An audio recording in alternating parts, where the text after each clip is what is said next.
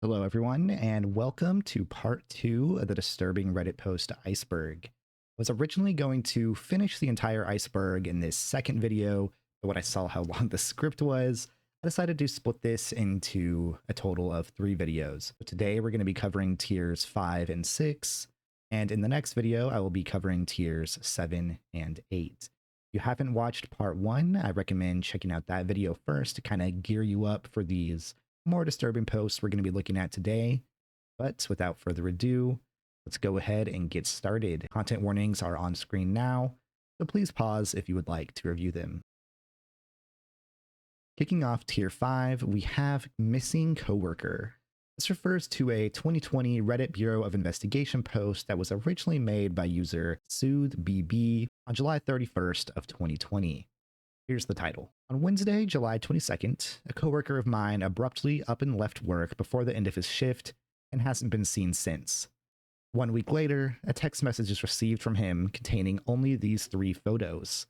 Does anybody recognize the locations shown in these photos? Now, here are these photos in question.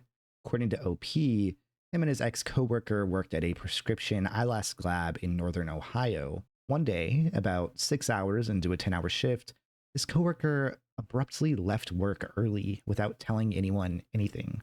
They left all of their personal items behind, including an iPad, headphones, charger, and a book. Then, no one ever heard from him again. For a few days, a police report was filed. Then, about a week later, a group text came from the missing coworker's number. Those 3 photos I showed you just a moment ago. As you can see, those images were strange and blurry. People started looking for all kinds of clues. But pretty quickly, Reddit users started pushing back. People asked for a name, a missing persons report, or some kind of official information confirming that this was a real missing persons case. And OP didn't give much. As people started to do more research, it seemed like maybe there was no missing person at all. Then people started questioning the photos themselves. Some commenters claimed the image metadata suggested the photos were older than the story, maybe from 2017, even though the post was made in 2020, which wouldn't necessarily confirm that the post was fake, but could potentially mean that the photos were not related to the missing coworker's location. However, that does make the story as a whole seem a little fishy and a little more likely to be fake. The post got a lot more attention when it was covered by Nexpo and the dark side of Reddit too. Not long after that video was made, OP came back with an update. They said they wish they could say the coworker had been found, but that was not the case. They said a police report had been filed, they'd been laid off from the lab in September, and no longer knew what was going on. And that was it. This was probably a hoax, but honestly, who knows? Stranger things have, in fact, happened. OP definitely didn't kill his wife.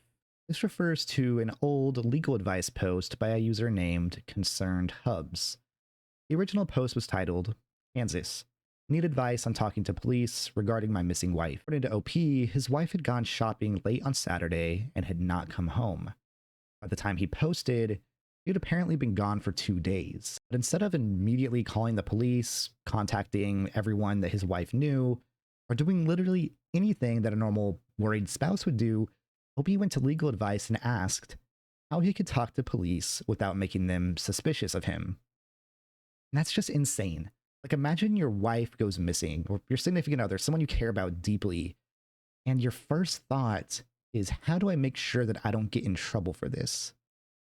That wouldn't be your first thought, unless you had something to hide. Kind of screams, I killed my wife to me, but who knows? We'll give Concerned Hubs the benefit of the doubt for now. He further explained that he wanted to be helpful, but he didn't want to accidentally trigger any suspicions. He asked whether he should only answer specific questions, if he should refuse to speak to the police, have a lawyer present when he did. He talked about not wanting to be falsely accused more than he talked about his wife. Now, as you can guess, all the comments were basically, dude, get the fuck off Reddit and call the police. And then OP kept kind of arguing back. The more he exposed, the worse things looked. He said he'd not talked to his wife's friends or family yet. He said he heard police may not do anything until someone has been missing for 48 hours, and it hadn't quite been 48 hours yet. He said the next morning he was going to contact the police. Again, this is just so weird. I understand it is a common misconception, but he's acting like the 48-hour rule is set in stone, almost like he knows that she's dead. It's the 48-hour rule is not some magic timer where police can't do anything until it goes off. You can report a missing adult as soon as you have a reason to, especially if something feels wrong, like your wife suddenly disappearing, no one knowing where she is. But OP's main anxiety still seemed to be about how he would look. After a little while longer, he came back and said that he found a note from his wife saying she was leaving town for a while. Because of that, there was no need to contact the police. So basically, problem solved, right? His wife wasn't missing, she just left a note. And OP didn't find it until after the Reddit post and after people started accusing him. Makes perfect sense, right? Then people started going through Concerned Hub's post history, specifically posts that he had deleted, which, as most of you know, it's very hard to actually delete something from the internet. If you make a Reddit post and then delete it, there's a good chance that it got archived somewhere. And apparently when people started looking through Concerned Hub's accounts and posts he had deleted, there was one post where he made an Ask Reddit thread asking whether physical notes to loved ones are usually handwritten or typed. And if this story is true, this guy is a fucking idiot. Because even if you really needed to know that information, why would you not, like, Google it or something?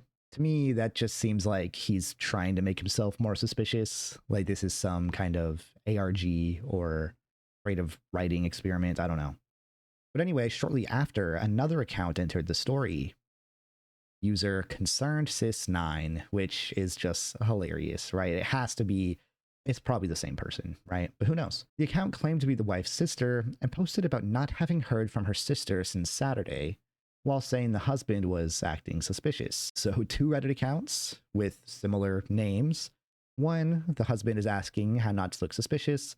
The other, a sister saying that the husband looks suspicious. Both accounts brand new, both created on the same day, both made comments that were very dramatic, and had people thinking that this was some kind of troll. In response to these accusations, Concerned Sis9 commented, "I am not a troll, but I am creative. So is my sister."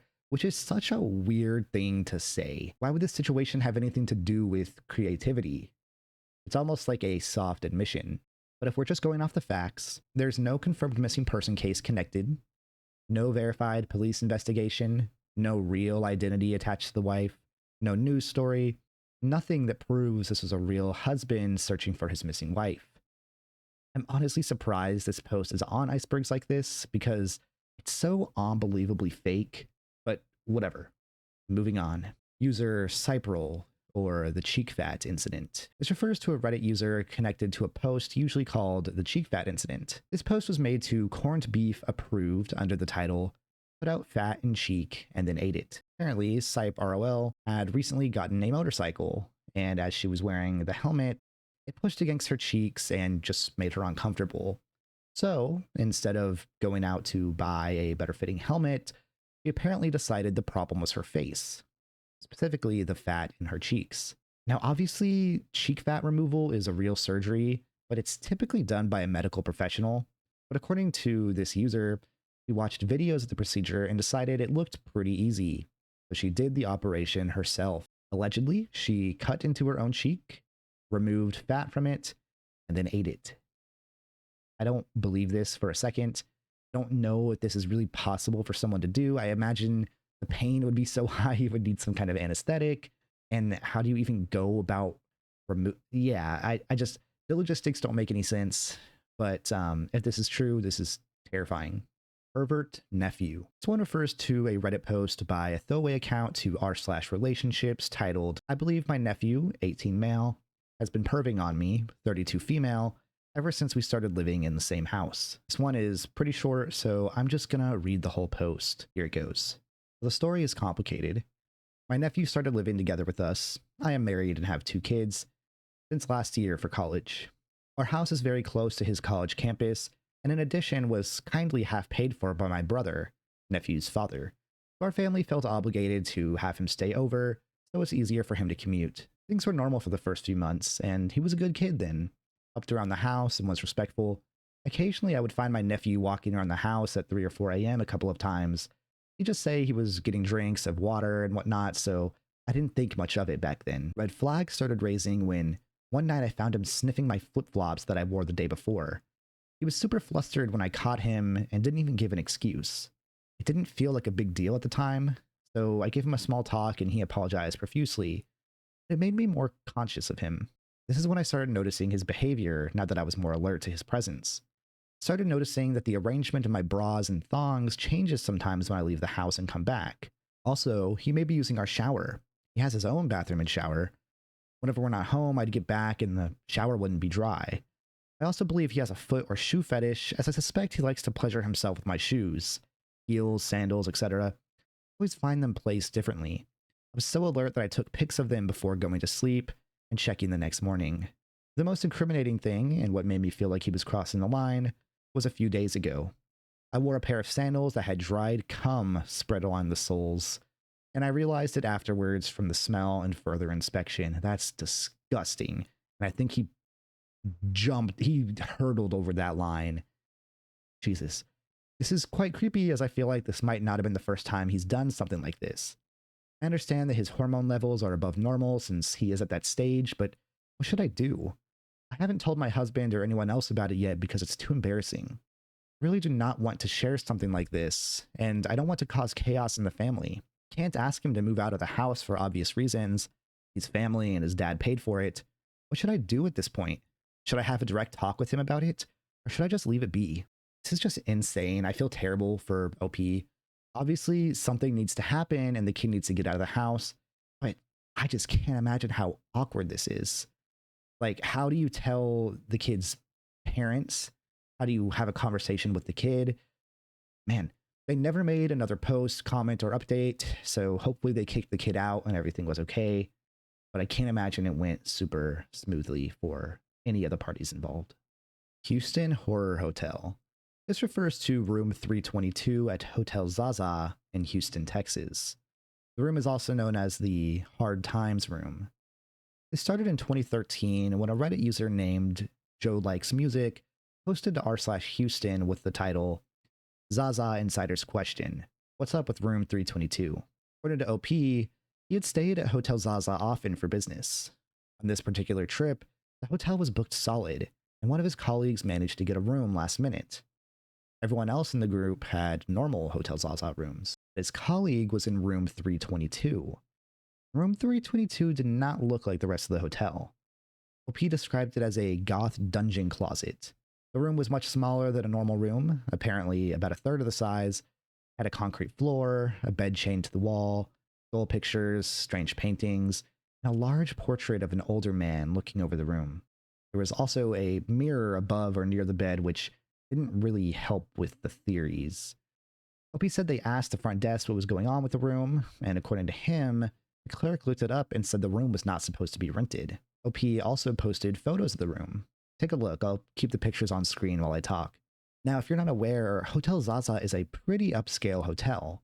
It's known for its themed rooms and concept suites, but most of them are supposed to be stylish, romantic, expensive, and dramatic. Room 322 just looked like a goth, edgy prison cell. So Reddit started doing research, starting with that number 322. The number is famously associated with Skull and Bones, the Yale secret society. Because the room had skull art in it, people started connecting those dots immediately. Then people noticed a portrait on the wall. The portrait appeared to be Jay Cummo, Houston businessman connected to Stanford Financial Group, which had been involved in a massive Ponzi scheme scandal. That made people even more confused. Why would a luxury hotel have a chained bed, skull artwork, and a portrait of a Houston finance figure connected to a fraud case? And why was the room number 322? Some people thought it was a secret society room. Some thought it was a private room reserved for specific guests. Some thought it was a sex dungeon. Some thought it was just a viral marketing stunt. Some thought the mirror was two-way and people were watching as guests slept. And eventually, this story got so big that local media picked up the story. Houston Press contacted Hotel Zaza, and the hotel gave this official explanation. They said that room 322 was not a secret room.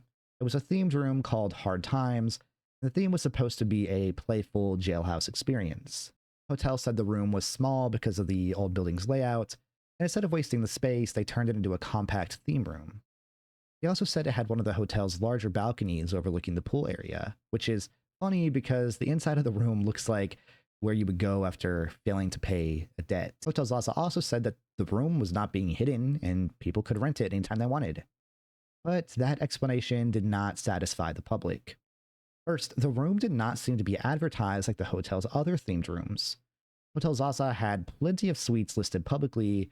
Hard Times was not among them. Second, OP said that the front desk told him the room was not supposed to be available for rent. And third, someone else had apparently been placed in the room before the Reddit post and also got moved. In 2012, crime writer Hillary Davidson wrote on her blog that she checked into Hotel Zaza late at night and was first given the Hard Times room. A few minutes later, the front desk called and said they had to move her. Said the people at the front desk were deeply upset at the thought of her staying in that room.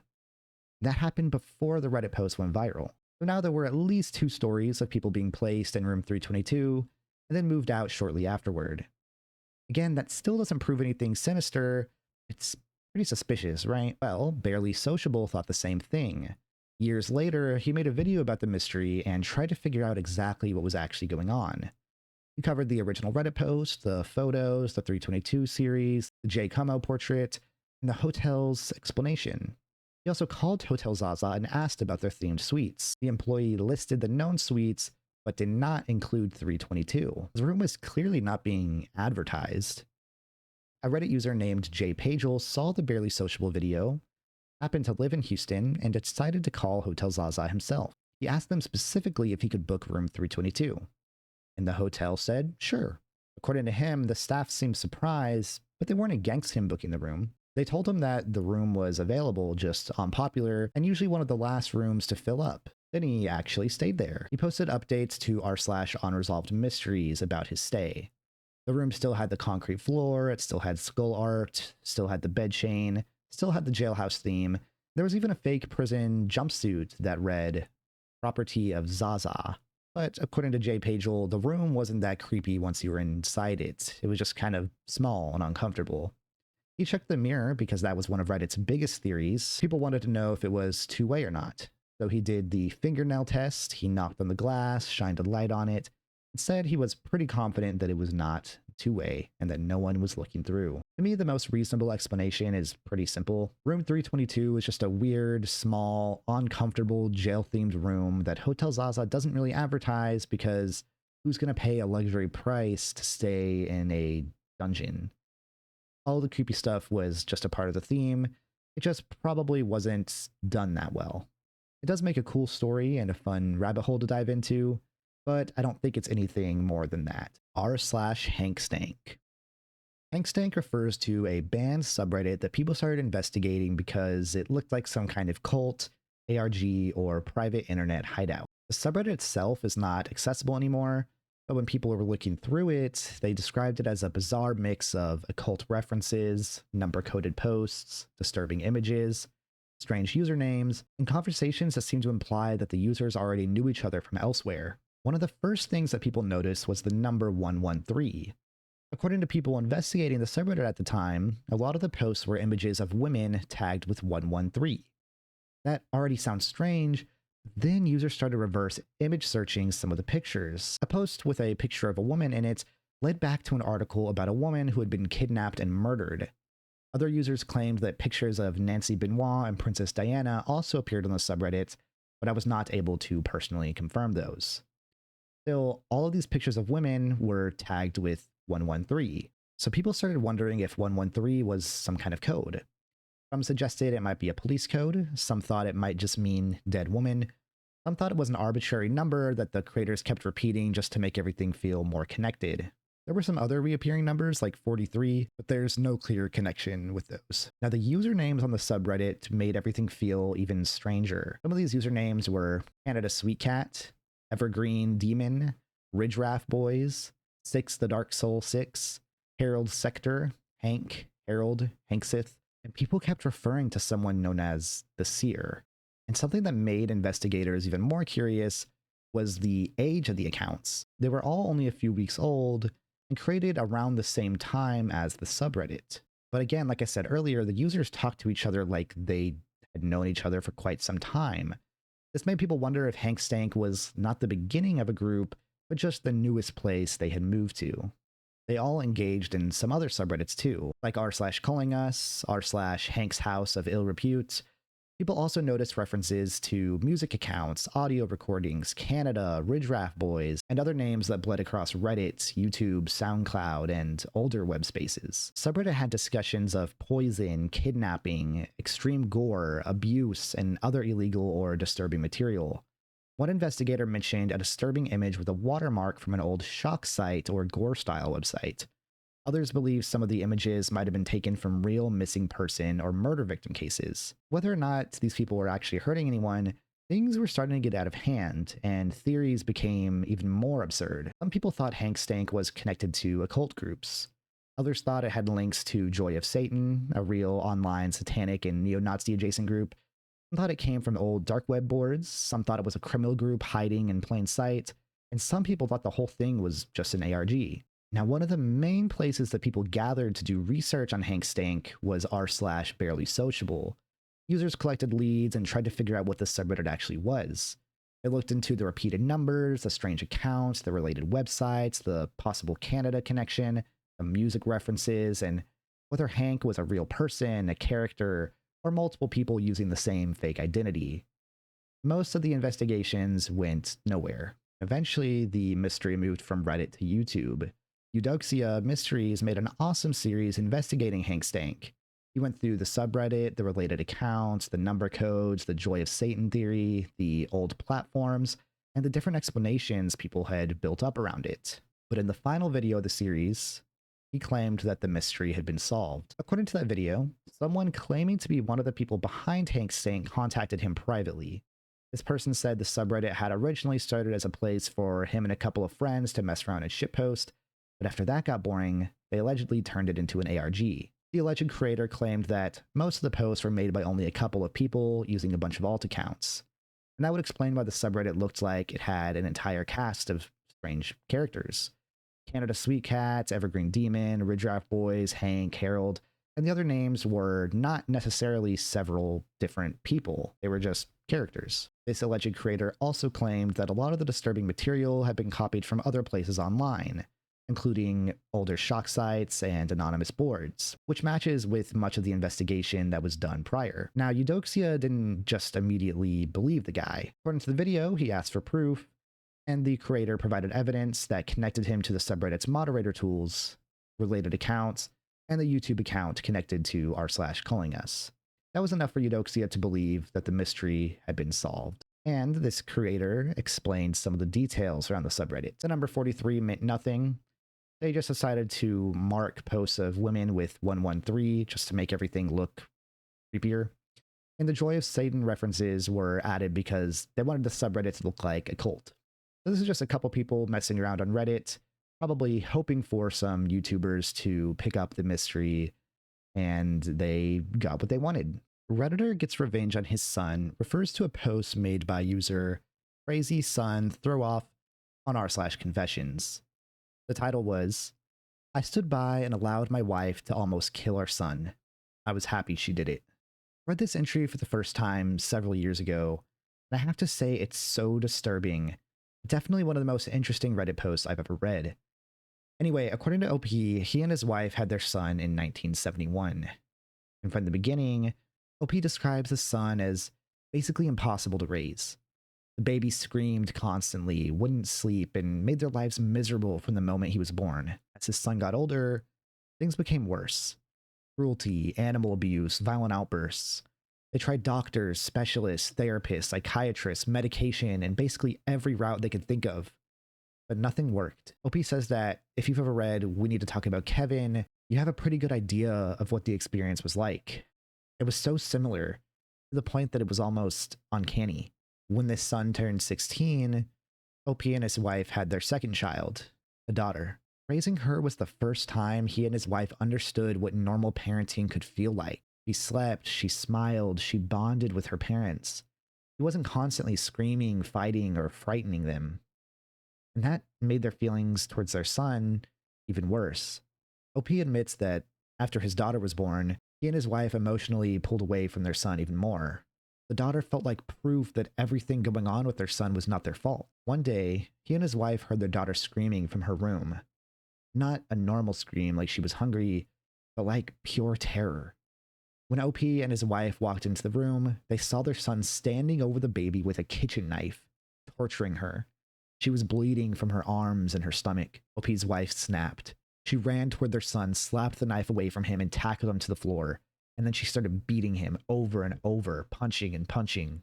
OP took the baby and made sure she was okay, but he did not stop his wife. He listened to her beat him for hours. When he finally returned to the room, his first thought was that his son was dead. He was covered in blood and passed out in a pile of his own vomit.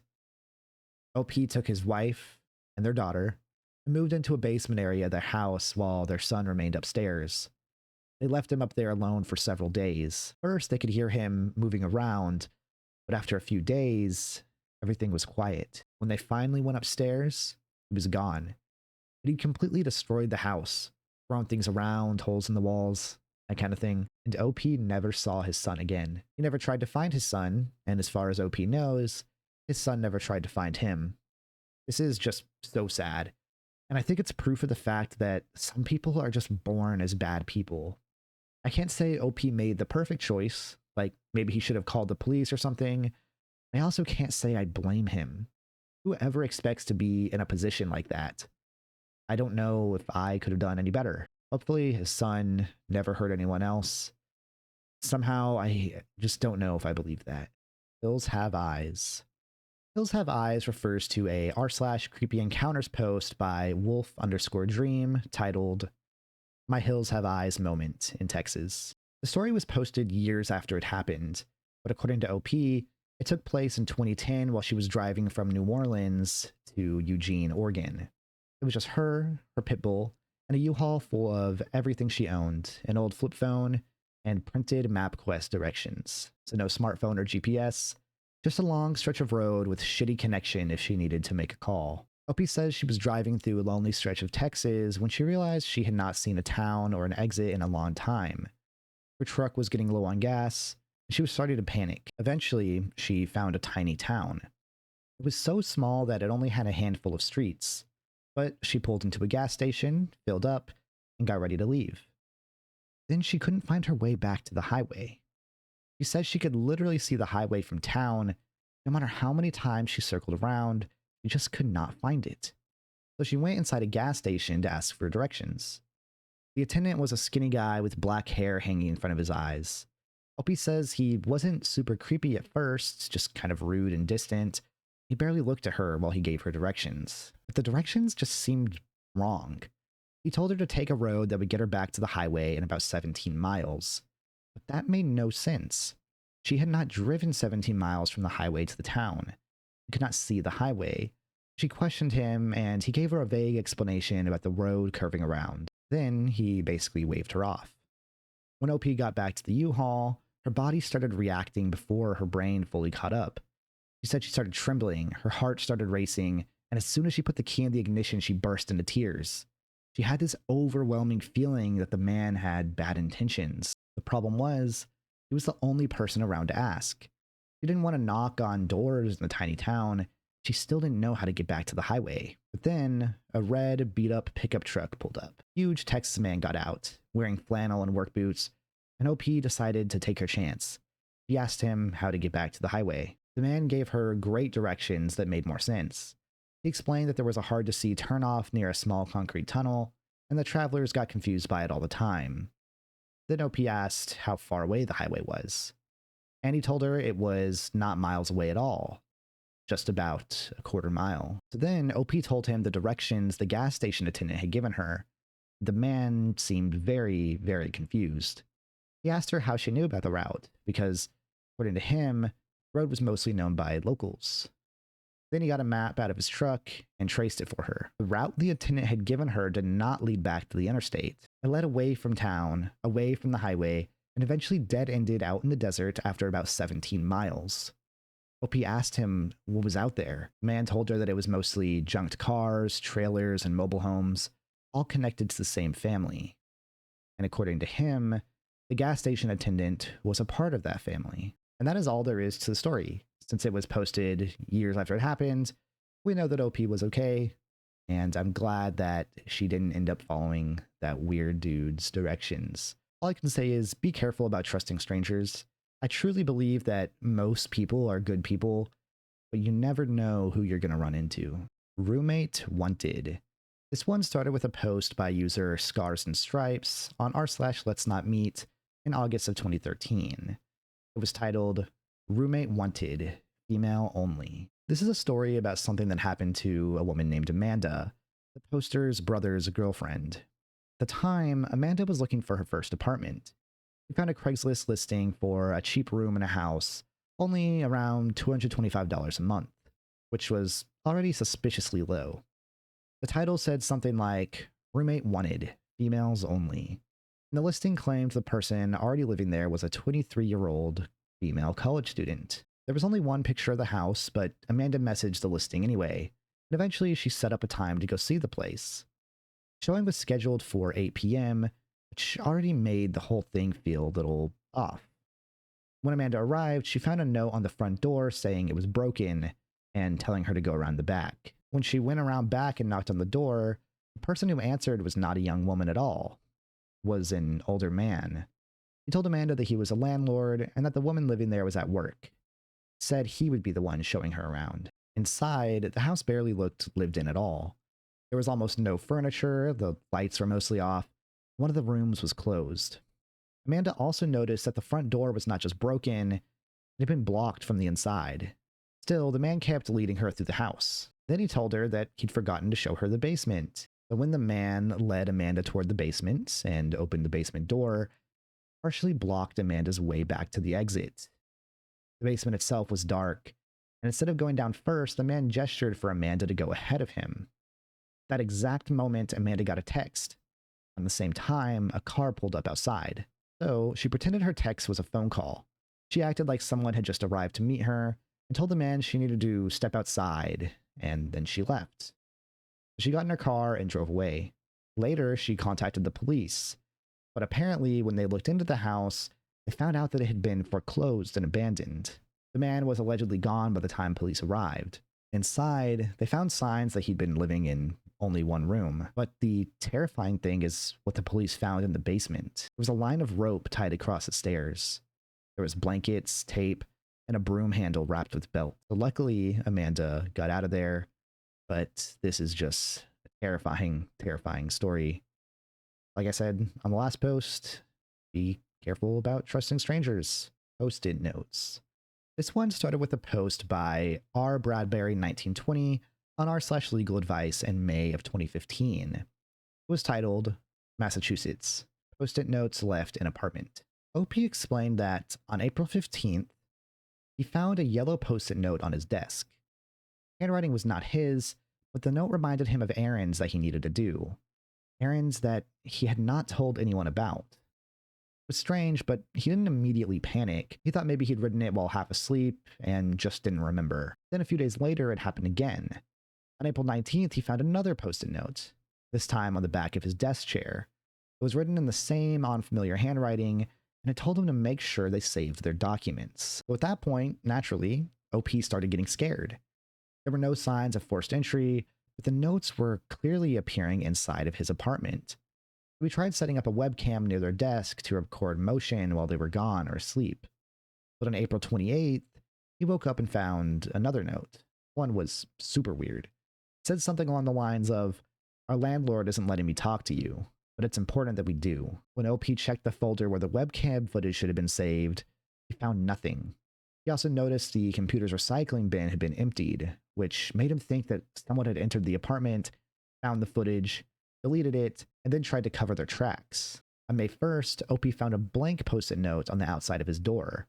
He also noticed blank post-its on the other doors in the apartment complex. This is why he went to legal advice. He wanted to know if he had any legal options, or if contacting police would somehow get him in trouble, since the only evidence he had was a bunch of post-it notes written with his own pen on his own post-its. In the comments, people were very split. Some thought the landlord was entering his apartment. Some thought OP was telling a fake story.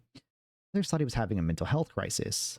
But then one commenter, Hackerlack, suggested something different. He looked at OP's post history and noticed details about a small, narrow room with poor ventilation. He then asked if there was any chance this could be a physical issue, specifically a carbon monoxide leak. He told OP to get a carbon monoxide detector and also mentioned that headaches would be a major warning sign. OP replied that he had been having really bad headaches. He also said that he already owned a carbon monoxide detector, but it was still in the box. A little while later, OP updated the thread. He plugged in the detector in their bedroom, and it read 100 ppm. It turns out there was never any stalker. There was no secret person leaving notes, no landlord seeking into the apartment. He had carbon monoxide poisoning. He was writing notes to himself, forgetting that he wrote them, and then interpreting them as evidence that someone else was inside his house. Even the webcam footage had an explanation. Opie said that he'd apparently never actually set up a working webcam. He put the webcam on a shelf, downloaded an app that wasn't even compatible with it, and made a folder on his desktop called webcam. And later he thought the empty folder meant someone had deleted the evidence. The whole break-in scenario was something their mind had built around a real, invisible problem. OP went to the hospital, stayed somewhere else while the apartment was handled, and he felt significantly better once he was away from the carbon monoxide exposure. Months later, he gave another update saying that he'd suffered some pretty serious brain damage from the poisoning, but he was recovering. He said he was about 80% back to normal and expected to keep improving. He also mentioned that he stopped using post-it notes and switched to a notebook planner instead. I think I would do the same thing. I would be terrified of post-it notes for the rest of my life. But this is why anytime someone reports weird activity on Reddit, you're going to see a bunch of comments of people either seriously or jokingly telling OP to check the carbon monoxide levels. And honestly, it's not a bad idea. It's probably solved more situations like this than we know. The Glove Man. This is probably my favorite entry on this entire iceberg because it's just so weird. The Glove Man started with a post by Gloves Are Fucked on r/Halifax around 2017 titled, "Warning Men of Halifax, the Glove Man." The post begins with OP walking home alone one night in Nova Scotia, trying to find a cab home.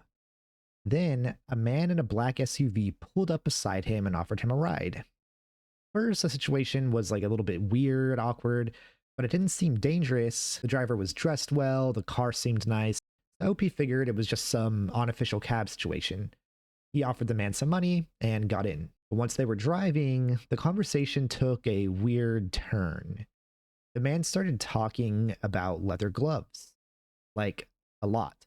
He told the OP he was in a glove business. He gave him a business card and eventually asked if OP wanted to try on a pair of leather gloves. OP went along with it at first, probably because it was awkward and he was already in the car. I think I would have done the exact same thing, like, sure, I'll try on some leather gloves and talk about gloves for a few minutes just to get through the car ride. But then the man started getting more intense. He kept giving the OP different pairs of leather gloves, telling him to stretch them, make fists, and try to get them fitted tighter around his hands. The gloves were apparently already very tight, and the driver seemed extremely focused on watching him put them on. Like, he wasn't even paying attention to the road, and it was kind of making OP nervous. OP said he began feeling uncomfortable and wanted to get out of the car. So, instead of having the man drop him off at his actual house, he had him stop somewhere nearby, then hid and waited until the SUV drove away, which is just so funny to do over this leather glove thing, but I think I would have done the same thing. I'm not blaming the guy. It's just crazy that this started because of leather gloves. But when OP got home and told his roommates about what happened, they immediately recognized the story. Because in Halifax, this guy was already known as the Glove Guy. In the comments of the post, people from Halifax started talking about similar stories. A man offering them a ride late at night, usually to young men, then steering the conversation toward leather gloves and pressuring them to try a few pairs on. The stories usually follow the same basic pattern. Someone would be walking alone, late at night, sometimes drunk.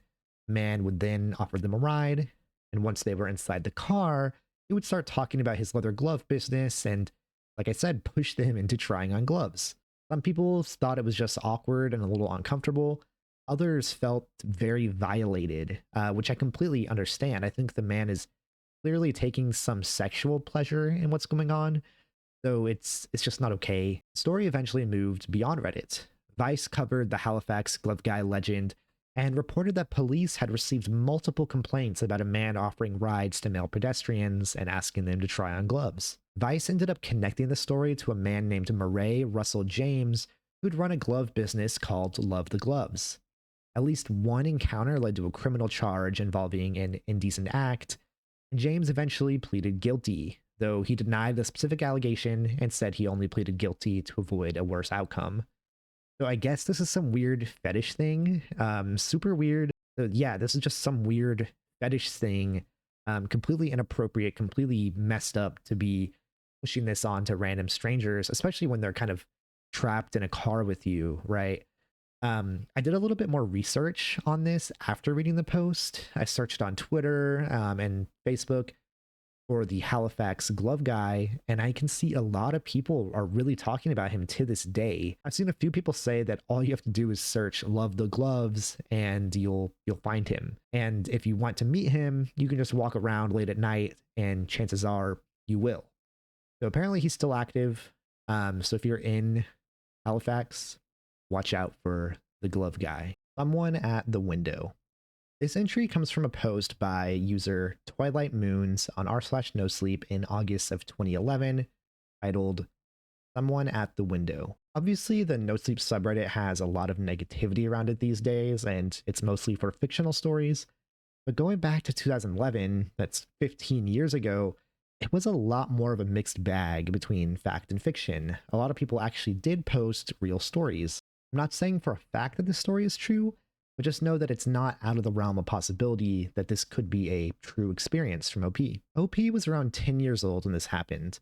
At the time, they shared a bedroom with their younger brother. Their bed was closest to the window, which was low enough that if someone was standing outside, they could probably look directly into the room. The window had thin lace curtains over it. Outside, there was a light from a neighbor's house that shined through the window all night. Because of that, the shadows of tree branches would move across the wall whenever the wind blew. So on most nights, the narrator would fall asleep with these shadows moving around the room. Nothing about it was usually scary. It was just one of those little details you get used to as a kid. A neighbor's light, some tree branches, shadows on the wall. I think we've all experienced similar things, right? But then one night, sometime around 1 or 2 in the morning, OP woke up. The younger brother was still asleep, the room was quiet, nothing had fallen over, nobody had knocked. There wasn't some dramatic sound, but for some reason OP felt terrified, like he was about to die or something. Then he looked at the wall, where the tree shadows usually were, and noticed that part of the light from outside was being blocked. Something was at the window, but he couldn't tell what. It was just something interrupting the light, and this overwhelming feeling that whatever was outside was watching him. He stayed frozen in bed, too scared to move, too scared to scream, and too scared to wake up his brother. After a while, the shadow moved. But instead of leaving, it seemed to move along the outside of the house. First away from OP's window, then towards his sister's window, then eventually toward the side of the house where their parents slept. As it moved further away, the fear started fading. But OP still stayed awake until morning. Soon after that, their family replaced the lace curtains with Venetian blinds. And that's the entire story. It could have just been a trick of the light, but OP says the fear they felt was so real, and they just can't explain why. Now, if we want to assume or pretend that this story is fiction, this is just a really fun story to me. I can think of times when I was little and just being so sure that there was a ghost in my room and being so scared and just laying still, trying not to even breathe until, 6 or 7 in the morning when my parents got up for work, and then telling them, and them not believing me. I think we all have at least one memory from when we were a kid, and we can't quite say if it was fact or fiction. But for me, for some reason, I actually kind of cherish those memories. It's like a opportunity to think what real fear was like, but without any danger or trauma being attached to it. Maybe I'm just weird, but it's a fun story to me. I don't know. Friendly Lady. This entry refers to a post on r/let's not meet from March 2014, titled, For Years, I Saw Her in the Background. The post was written by a deleted user, and it starts the memory from 1997 when OP was only 6 years old. Family had gone out to a seafood restaurant attached to a mall. It was supposed to be a normal family dinner. They were celebrating the OP's older sister making the dean's list. But while they were eating, OP noticed a woman standing outside the restaurant window. And she was just staring at them, just staring at her family. Not just glancing in, not looking around the mall, specifically watching their table.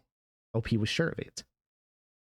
And after a few minutes, the woman came inside. Apparently, the woman demanded to be sat in a section where she could still see the OP's family, which is strange. It's not clear whether she told the host specifically those words or if she just said, I want to be in that section.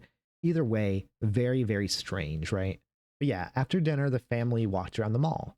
But the woman did not leave. According to the Post, she followed them into the store, including Limited 2, which was mainly a store for young girls. And she didn't stop. She just watched them. Eventually, OP's mother told an employee, and the woman was forced to leave the store. But even then, she didn't go away.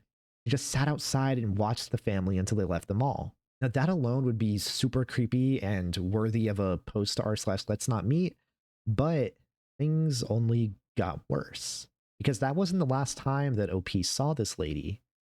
Over the next few years, the same woman kept appearing in the background of their life. OP saw her outside of summer daycare, then at church, then around their older sister's university campus, then at a music festival, then during a museum field trip. Never like a huge violent confrontation. The lady never chased or screamed.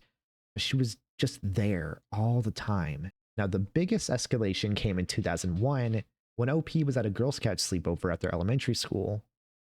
During the event, they saw the woman again. Only this time, she wasn't just standing outside, she was working there as an after-school janitor. When OP told her family, they reported the earlier incidents to the school, but at first the school was apparently skeptical, which I do understand, because it would be kind of hard to believe that you remembered this person from years in the past and they would just stare at you and you didn't know why, you never talked to them. But I do think when it comes to a situation like this, you should always believe the victim, right? But still, I do understand there being at least a tiny bit of skepticism on their part. So they didn't do anything. But later, during school play rehearsals, the woman was allegedly seen watching the students from behind a locked gate. The director reported it, the school checks the security footage, and the woman was fired, as she should have been. Now, after that, she didn't see the woman for a while. She thought that, maybe everything was okay. Things are getting better. The lady disappeared, found a new interest, whatever, right? Maybe she got into bird watching. But no, in 2008, OP was at Culver's with her boyfriend when the same woman walked in, and OP froze. But then her boyfriend froze too. OP's boyfriend told her that he recognized the woman as well. His family had dealt with the same woman for years. She had apparently shown up at his father's restaurant and asked employees questions about his children, but would go quiet whenever the father approached. This is just so freaking creepy, especially because we'd never get an answer. I told you everything. That was the whole story. There was never any update. And yeah, this is just what happened to OP. At the very least, I hope that OP never has to meet or see this woman again. I can't imagine what her intentions are. But she either needs to be put away somewhere or she needs to get help, right? Yeah, super, super creepy. Surveillance. This started with a post on r/nosleep titled "A True, Very Creepy Surveillance Story." The story was posted in 2013, but OP says it happened years earlier in Brisbane, Australia, around 2008. At the time, OP was 19 and living with their parents and younger sister. Their dad had recently gotten Foxtel, but the cable box only worked on the TV in the lounge room. So the family finally bought an AV transmitter and receiver, which was basically a device that could send the TV signal wirelessly to another room. While setting it up, OP noticed something strange.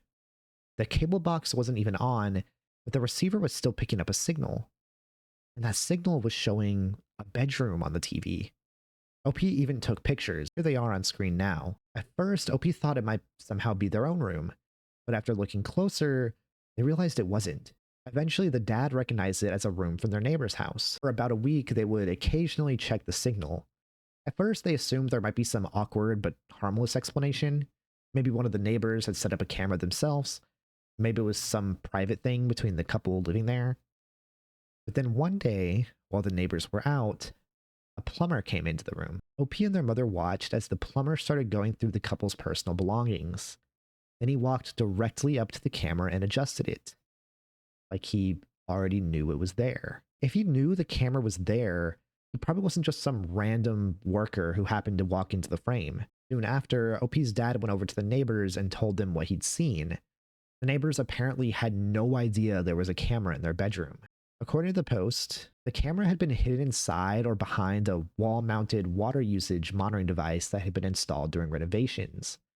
Renovations that were done by the plumber. The police were called, and later OP learned that the plumber had been watching the feed from nearby. Apparently, he would park on the street at night in a car with tinted windows and just watch the camera feed on his laptop. That is so terrifying. It reminds me of the movie 13 Cameras, if you've ever seen it. I cannot imagine living in a situation like that and not even knowing it. It's kind of scary the amount of cameras that we just have too, like our phones and this webcam that I'm talking into right now. Someone could just be like hacking it while I'm going about my day. Or, I stay in an apartment, the landlord or whatever could have hidden a camera anywhere, right? There could be one in my vent right now. He wouldn't see much. It would still be creepy. Doctor Boyfriend. This entry refers to a post on r/legal advice titled, "I think my boyfriend has been drugging me to make me forget things. He is a doctor." According to OP, she'd been experiencing strange gaps in her memory. There were moments where she could remember the beginning of a night and suddenly realize hours had passed with no clear memory of what happened in between. At first, memory problems by themselves could have had a lot of explanations. Stress, sleep medication, mental health, alcohol, or just normal confusion. But OP became so scared because these gaps seemed to only happen when she was around her boyfriend. And her boyfriend was a doctor. OP also described frequently waking up with dried semen on her breasts, even though she had no memory of agreeing to or even being awake for anything sexual. Now, one of the strangest details was something that happened while she was at a restaurant. OP said she'd been planning to break up with her boyfriend, but instead, she suddenly came to while she was at a restaurant with him. Then she was even more confused because both of their cars were there. So from her perspective, it was like she just lost the middle of her day. And then there were these marks on her body. The OP noticed small red bumps on her thighs that she thought could be injection sites. Her boyfriend pointed them out and told her that she should treat them.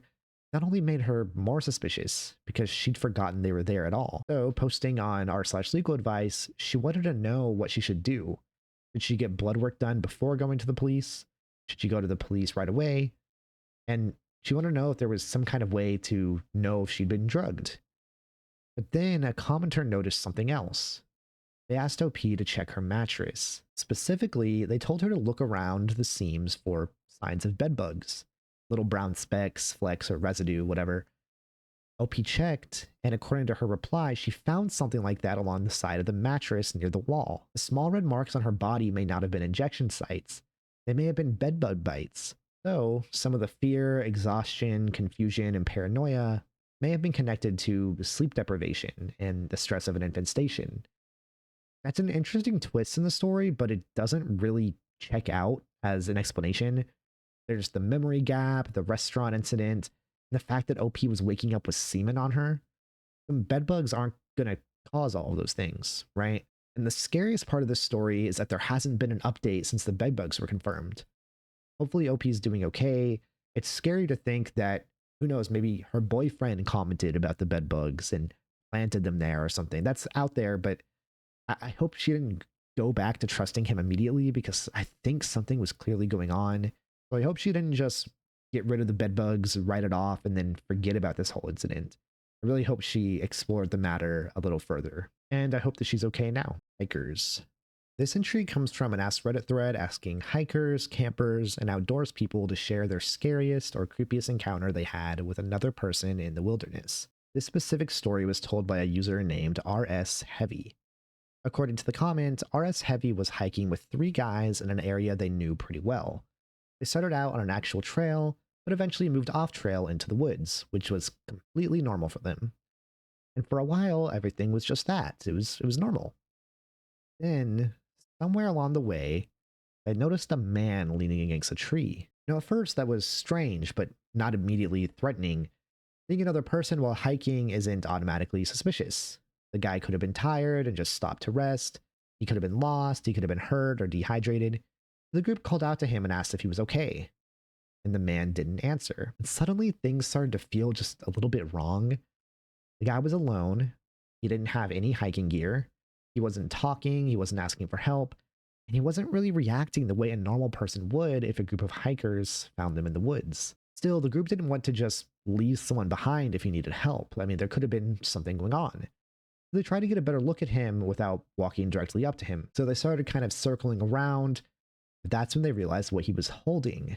It was a large blade, either a huge knife or a machete. As soon as one of the hikers noticed it, he yelled that the man had a weapon. And the second he did, the man stood up and turned toward them. And he still didn't say a word. That's what makes the story feel so dangerous. If it was just some random guy with a machete in the woods, that can be explained. Maybe he was clearing brush, maybe he lived nearby, maybe he was doing something weird, but ultimately harmless. But when a group of people calls out to you, sees your weapon, and starts backing away, a normal person would probably say something or do something to show that he wasn't being a threat. This guy just didn't. One of the hikers pulled out his gun and warned the man not to come any closer. And even then, the man still didn't explain himself, which is insane. Because you could at least say, like, oh, I don't mean any harm. You could put up the knife and a gesture to show, like, I'm not using this as a weapon. I just have my machete. But instead, he started walking toward them, walking towards the guy who was holding a gun. Now, he didn't sprint, he didn't charge. He just took a step and another and another. And the group just kept backing away, trying to distance themselves without fully turning their backs on him. And once they were far enough away, they started running. After they got out, they reported a potentially dangerous person in the woods, and that's where the story ends. To this day, no one has any idea what the man was up to. He could have been a serial killer. That could have been Ted Bundy, fresh off of hiding a body or killing someone. I don't know. No one does. There's also the equally likely possibility that he was just a normal guy who maybe had some mental issues, right? Maybe not anything so serious that he can't be alone, but maybe just socially, I don't know. There could be some normal explanation, but we don't know what it is. And I hope everyone is okay. Forgot to mention that was it for tier 5. So this is editing Connor letting you know that we are moving on to tier 6. The abusive relationship.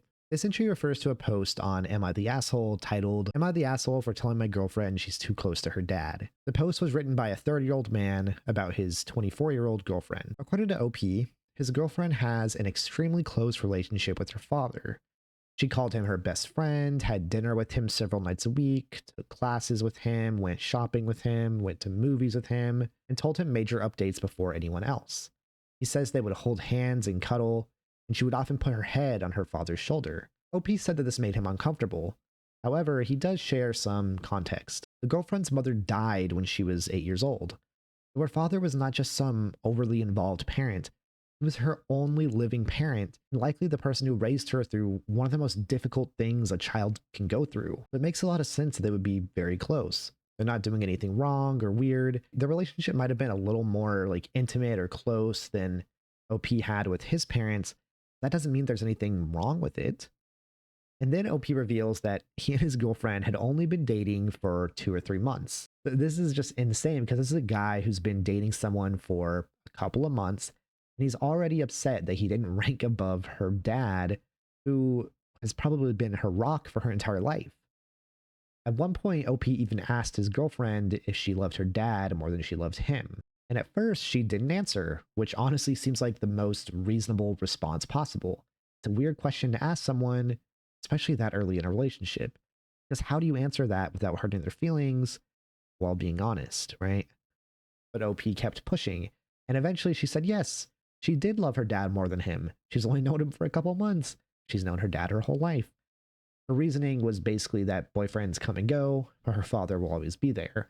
which maybe is not the best way to put it, but can you blame her for being so blunt after this interrogation about something that the guy should not be worried about? But instead of taking that as a sign that he was asking too much too quickly, OP got angry. He told her that her relationship with her dad was creepy and unhealthy.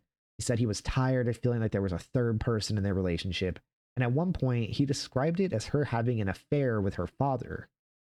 This guy clearly has some serious issues, and it's crazy that he expected the comments to be on his side.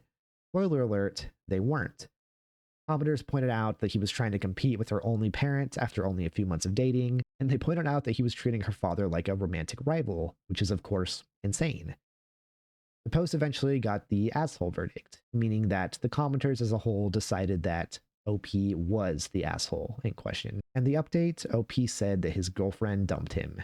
Good for her. Good riddance. It's good that she got out of that after only a few months.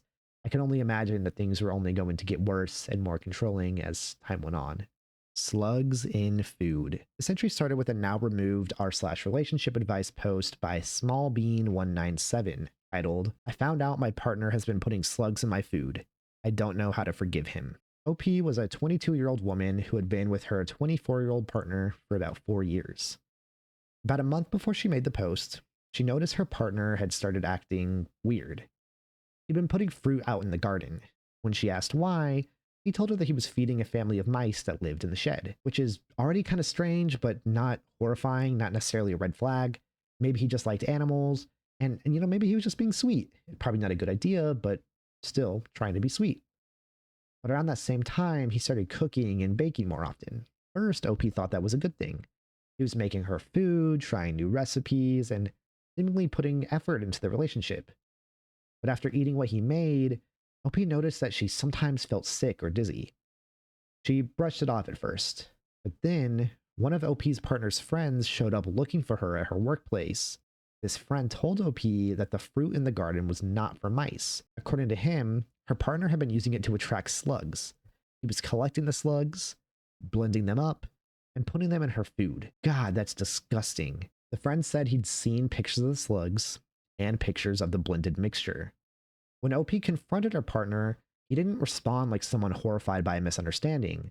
He got angry that she found out, accused her of snooping through his messages, and acted like she was overreacting to a joke. After people told her how dangerous this could be, OP went to urgent care. According to the update, medical testing found a high level of medaldehyde in her blood. Medaldehyde is commonly used in slug and snail poison. So if OP's update is accurate, the issue was not just that he was feeding her something disgusting, she may have been poisoned. And then the story gets even worse and creepy and weird. According to OP, her partner eventually admitted that the slugs were not the first thing he had done. He described it as doing random experiments on her after they moved in together. She said it started with things like spitting on her toast, but it escalated. He had swapped her vegetarian food with real meat, despite knowing she had IBS and did not digest meat well. He also said that he'd tampered with her medication, replacing her propanol capsules with salt. There was also a detail involving OP's pet giant African land snails. One of them had gone missing, and according to the update, her partner later admitted that the snail had died and that he put it in her curry. He also said that he once used her toothbrush on the toilet, but then washed it because he decided it was too far. Eventually, OP left. She packed her things, took her animals, and went to stay with her dad. In her later updates, she says that she struggled badly with food afterward, which makes sense. When someone does something like this, the damage is not just physical. She didn't just get sick. It changes the relationship you have with eating, with trust, with routine. Anything someone else prepares for you, or anytime they're alone with anything that you own or use. This one is so scary to me, like maybe the scariest one on this entire iceberg, because literally anyone you know could be doing things like this to you, and you probably would never find out. It's not serial killer evil where the person is going to get arrested and go to prison, but it's weird and fucked up evil that may not ever be noticed. Imagine someone like this getting a job at a restaurant or a hospital. Imagine the things they could be doing. I don't even want to think about it. Dr. Ramsey. This entry refers to a famous Let's Not Meet post by user Sweet Mercy titled Dr. Ramsey. The post was made in March of 2013, but the story itself happened when OP was still a child. According to OP, it began on the week before her 10th birthday. At the time, she was living in St. Paul, Minnesota, and her mother sent her to a nearby corner store to buy a jar of ragu. On the way home, a man she had never seen before started walking beside her. He introduced himself as Dr. Ramsey. He told her he was a pediatrician, and he started asking questions. He asked if her parents were looking for a doctor, and he commented on how she was getting older and she might need a new doctor soon. He complimented her hair, he talked about buying candy for his office. OP ignored him as much as she could and just kept on walking, but he followed her almost the entire way home. When she got close enough, she ran inside, but unfortunately, this is only the beginning. After that day, Dr. Ramsey started appearing near the house very frequently. At first, he would drive by, smiling and waving, but then the phone calls started. OP's father asked whether she'd told the man her name, because somehow Dr. Ramsey knew it. He also knew her sister's name. Soon, OP and her sister were no longer allowed to answer the phone. As the calls continued, the situation got worse. Dr. Ramsey began making threats. He threatened OP, and he threatened her sister, too. Her father called the police, but OP says this happened before modern stalking laws were as developed as they are now. There wasn't much the police could do unless Dr. Ramsey actually physically tried something. Her father turned to an old friend who was a police officer. For about a month, he escorted OP to school every single day. This was a super tough time for OP because she wasn't allowed to walk to school anymore, she wasn't allowed to play outside, she wasn't allowed to go to the local Super America. She just wasn't allowed to go out and do any of the things that she used to enjoy, all because of this strange man who was threatening her. One day, OP's brothers saw someone in the family garage. When the person ran, her brothers chased him. According to OP, it was Dr. Ramsey.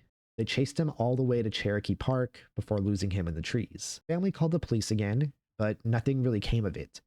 They had a description and they had the name Dr. Ramsey. No one even knew if that was his real name. But a few weeks later, the family found their German Shepherd dead, hanging from the side of their front porch. For some reason, the police considered it accidental because there was no proof connecting Dr. Ramsey to it. But OP says her family never believed it was an accident. They knew it was Dr. Ramsey. And after that day, the phone calls started becoming more specific. Dr. Ramsey would describe who was home, who wasn't home, and weak spots in the house. He knew about a kitchen window, he knew about the French doors. He told the family about all the different ways that he could get inside. One night, while OP's parents were gone and some of the siblings were home, the top of the French door suddenly swung inward. OP saw his silhouette, but her father had already installed nails at the bottom of the doors, and those nails stopped the door from opening fully, so they snapped back. Later that same night, someone showed up at the door claiming that they were delivering pizza to the Mercy residence. But OP's sister looked out and saw that the man had no pizza. And there were other moments too. One of OP's brothers was in the kitchen when suddenly he felt like someone was watching him through the door. When he cupped his hands against the glass to see past the reflection, he saw Dr. Ramsey on the other side, smiling at him. Another night, one of her brothers said he had the feeling that there was going to be a sudden knock on the door or window. A few seconds later, someone pounded on the window behind him. One day when OP was at recess, he saw Dr. Ramsey's blue Ford Galaxy slowly driving past the playground. He waved and called her name. A teacher immediately brought OP inside. Later that day, the school office called OP's mother to verify that OP's father was coming to pick her up, because someone had called the school pretending to be him. But OP's father was not coming. Now, all of this went on for around 18 months. For a year and a half, OP's family dealt with the calls, the drive-bys, the appearances near the house, the school incident, and the constant sense that this man was always nearby. But then suddenly, it stopped. No more calls, no more sightings, no more Dr. Ramsey. OP never knew exactly why, but years later she came to a hypothesis. It was only years later that she learned about what had been happening during the phone calls. That Dr. Ramsey hadn't just been calling to scare her parents. He'd been calling to threaten her sister, and to tell the family that there was nothing they could do to stop him. But now, she wonders about her father. At one point during the whole ordeal, OP found her father sitting alone in the dark kitchen with a gun, waiting. He was tired of being told that nothing could be done until Dr. Ramsey actually tried something. In the comments, OP says her mother later mentioned that her father had talked to Dr. Ramsey shortly before the stalking stopped. But OP never found out what that meant. I think that OP's father killed him, and I hope that that's true. Because stalking and threatening someone like that is just not okay, especially not little kids. People like that should not be on this earth. I hope he got dealt with one way or another. User Jake3572. Jake3572 is a Reddit account that belonged to Jake Davison, the 22-year-old who carried out the Plymouth shooting in Keyham, England on August 12th of 2021. Davison killed 5 people: his mother, Maxine Davison, Sophie Martin, Sophie's father, Lee Martin, Stephen Washington, and Kate Shepard. He then killed himself. This was, of course, one of UK's deadliest mass shootings. The reason this appears on Disturbing Reddit Posts Icebergs is because after the shooting, people began looking into Davison's online footprint. And one of the places he had been active was on Reddit, under the username Jake3572. According to Voxpoll, researchers analyzed hundreds of posts from his account. They found that Davison had posted across dozens of subreddits, with much of the activity centered around incel or incel-adjacent communities. His online presence showed a person sinking into resentment, self-pity, and black pill-style thinking. He wrote about being lonely, feeling unattractive, believing he had no future, and blaming women and society for his failures. He talked about dating life like it was a rigged system, and he seemed obsessed with the idea that he'd already lost at life. Just looking through his posts, I can see him talking negatively about who he calls Chads and saying that they won at life before they were even born, and that someone like him would never have a chance with a woman unless they settled. Which, of course, is an understandable feeling for someone to have. I think we've all dealt with insecurity. But the problem is when it becomes a game of blaming other people. Even if you feel like you were dealt a bad card for, say, attractiveness, you can never blame other people for not being attracted to you. That's not something that people can control. But there were also other YouTube videos and online material where David expressed similar feelings. He complained about not having a girlfriend, talked about his body and his life with bitterness, and described himself in a way that made it clear that he seemed trapped. And then there was a more direct Reddit incident shortly before the shooting. Business Insider and Mel Magazine say Davison's Reddit account was suspended the day before the attack, after Reddit became aware of reports that he had made sexually inappropriate comments toward a 16-year-old girl on the platform. After the killings, the account became part of the investigation and public discussion. There was another issue. Reddit reportedly deleted or removed access to Davison's account shortly after the shooting became public. And according to later reporting from a pre-inquest interview, police said this frustrated parts of their investigation because they couldn't easily access the full account history, and they had to go through a more formal process to request remaining data. This one is just concerning all around because it is always sad to see when someone does such an evil thing and becomes such an evil person because of very relatable feelings, but then they turn those relatable feelings into anger and resentment towards other people. It's really sad to, kind of go through his comment history, which I haven't been able to find in completion, but I have been able to see some screenshots of him becoming more and more disgusted with women and society. And then, of course, making the decision to carry out this violent attack. It's also concerning how Reddit handled this entire investigation. You would think when you hear about something like this and the owner of a Reddit account was involved, you would try to conserve that information. But instead, they deleted all of his account information as soon as, and not before, the attack went public. Why would they do that, right? Was it to protect themselves from some sort of liability? They see him making these deranged comments online to minors, and they don't want to accept some kind of responsibility? Is that why? And of course, it's not like they stopped the police from getting the information they wanted. It's just that it took them longer because they had to go through legal channels to recover that data, and it just became a mess. Snapped Fingers. This entry refers to a Reddit user named Snapped Fingers and a post they made to Paris Catacombs titled "Going to the Catacombs to Shut Down the Hell Portal." This is one that I heard about several years ago in some sort of YouTube video. I forget who made it, But many people call this man the most deranged Reddit user ever. I have a little bit of a different take, but we'll get to that when we're done covering the post. Snapped Fingers made his post about the catacombs around April of 2020 during the COVID lockdown, and it reads like the beginning of either a horror movie, troll post, or, in this case, a very real crisis. In the post, he said that he needed to get to the Paris catacombs to shut down a hell portal. He described it as an interdimensional incursion and said that beings from another realm were entering through the portal and preying on humanity. Because of this, they said they had to travel to Paris through alternative means, enter the catacombs, and close it themselves, which is super alarming. But it got worse when he started explaining his plan. He asked Reddit for help finding unofficial ways into the catacombs. His packing list included a large flashlight, a sleeping bag, a Bible, 2 cans of beans, 2 bottles of water, chalk, a buck knife, and 20 flasks of turpentine. He also said that he, of course, would not be taking a guide since he was on an important mission. He said that the guide could be possessed, compromised, or used by the interdimensional beings to lead them astray. At first, people thought this was some kind of troll, but as he continued to respond to comments, it became clear that he was serious. And people started telling him, of course, not to go. One commenter explained that there were no portals in the catacombs and that going there alone was dangerous.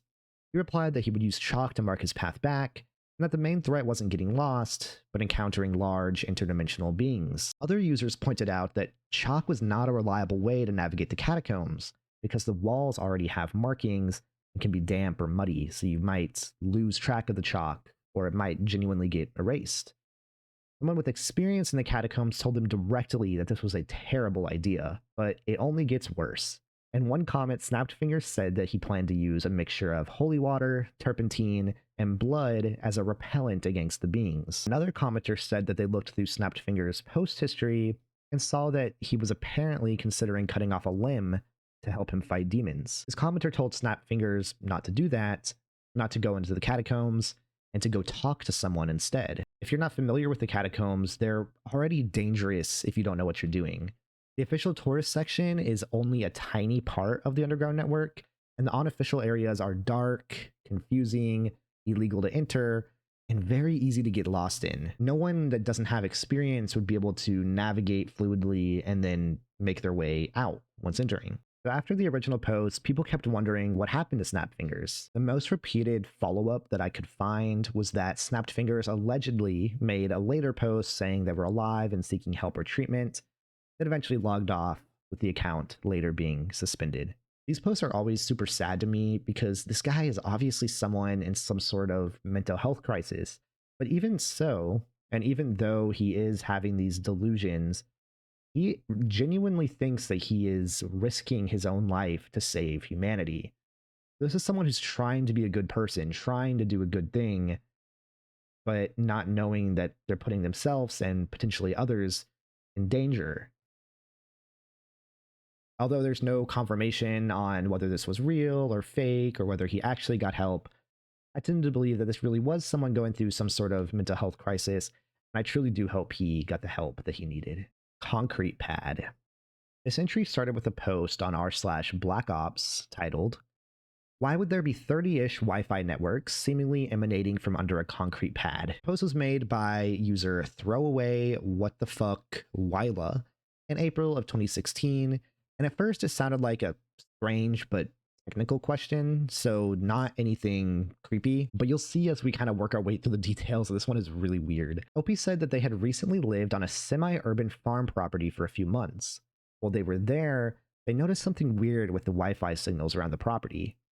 There were around 25 to 30 weak Wi-Fi networks showing up nearby. That's not super abnormal. I mean, if you open your laptop in a city or suburb, you might see a long list of nearby routers, extenders, printers, security cameras, or just random smart devices. You don't know what they're for or what they do. But OP said these networks did not behave like normal nearby Wi-Fi signals. They said that they used a Wi-Fi analyzer and walked around the property in circles, trying to figure out where the signals were the strongest. According to OP, the signals did not get stronger when they walked toward the neighboring homes. Instead, every one of the mysterious networks seemed to peak at the exact same spot on a concrete pad. Now, OP described it very specifically. If they stood 20 feet away from the spot in any direction, the signal strength would be about the same. If they moved 40 feet away in any direction, the signals would get weaker. In other words, OP believed the networks were not coming from a house to the left or a router to the right or a business down the street. They believed the signals were centered on one piece in the concrete. And the feel of the property made everything just stranger for OP. They said there were homes on two sides, but there was a large county park behind the property and another larger farm in front of it, where there were supposedly no obvious Wi-Fi routers nearby. And then there were the network names.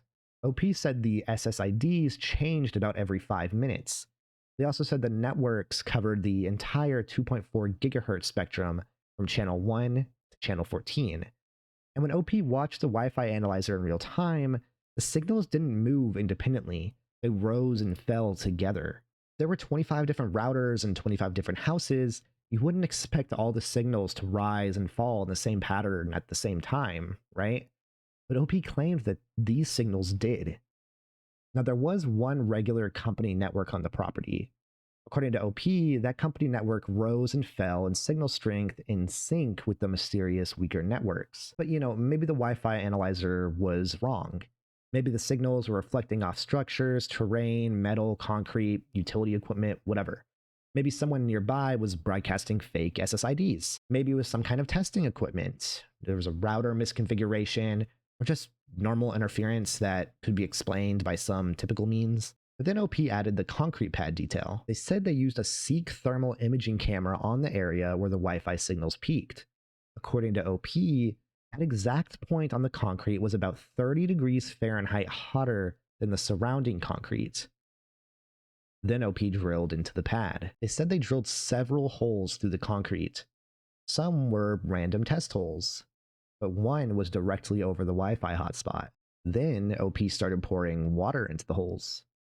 According to OP, the random holes filled up after about half a liter of water, but the hole at the Wi-Fi hotspot did not fill. It just kept draining. So that obviously suggests that there must be some kind of empty space underneath that part of the pad. One commenter asked OP if they could connect to the access points. The reasoning was that if OP could communicate with the devices, they might be able to get MAC addresses and identify the manufacturer. Same commenter also suggested checking for vents nearby, because if there really was an underground equipment or a bunker, there would probably need to be ventilation somewhere. OP replied to this and said that they could connect to the networks, but they weren't able to crack the passwords. Then OP added that they were no longer in the area. When someone asked why, he said that he had to flee. But he never explained why. Instead, he moved on and started adding more physical details about the property. It said there were buildings about 150 to 250 feet away from the concrete pad that could, in their mind, have been hiding vents. OP said they'd helped build those structures with their boss. They claimed the concrete pads for those buildings had been laid by normal-looking contractors, but that the footprints had been prepared and leveled before OP arrived. They claimed the concrete pads for those buildings had been laid by normal-looking contractors, but that the footprints had been prepared and leveled before OP arrived by contractors that OP described as shady, whatever that means. Now, OP also said that before they arrived, a warehouse had supposedly been demolished where one of the buildings now stood. According to OP, huge liquid tanks had been removed from the ground during that demolition.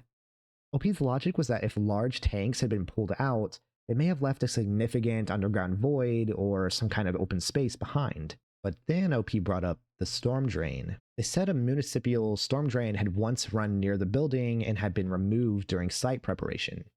A new storm drain was supposedly installed on the opposite property line, and OP said the new one was much larger than the older one.